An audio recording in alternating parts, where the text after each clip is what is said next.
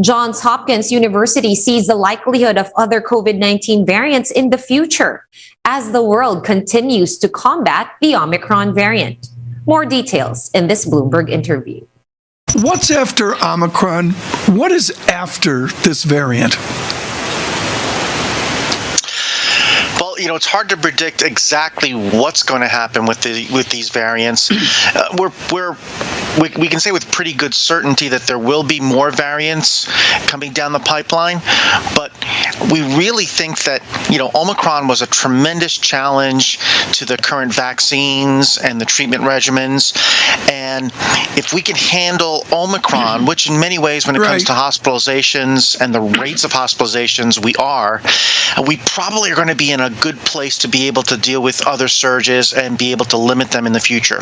Where did Delta go? Delta is still around a little bit.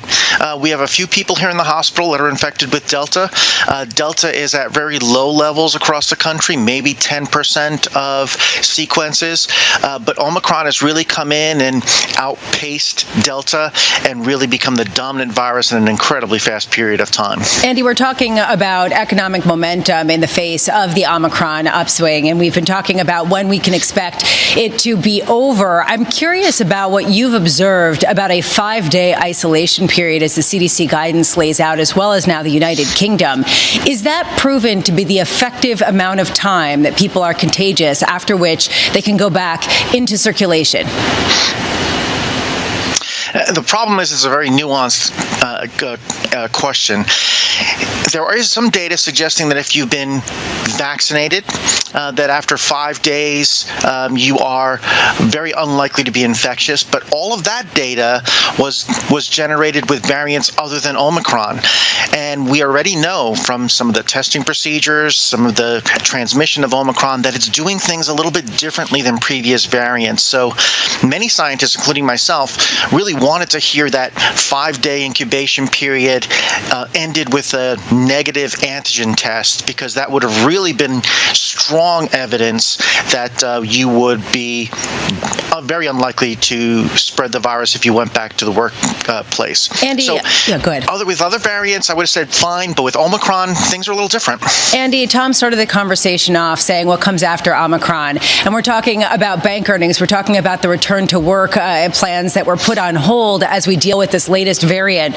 What will return to work, return to party, return to restaurant look like once we are back to an endemic phase of this virus rather than pandemic? Well, if there's any bit of a silver lining right now, it's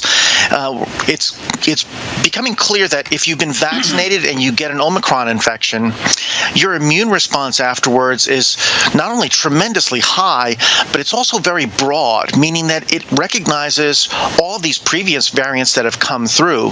So there's suggestive data right now indicating that people who have gotten through this Omicron surge may end up with a really strong immune response afterwards that's going to provide even more protection against whatever the next variant is. And if that's true, that could be a real turning point in terms of dealing with this as a pandemic versus something seasonal like influenza.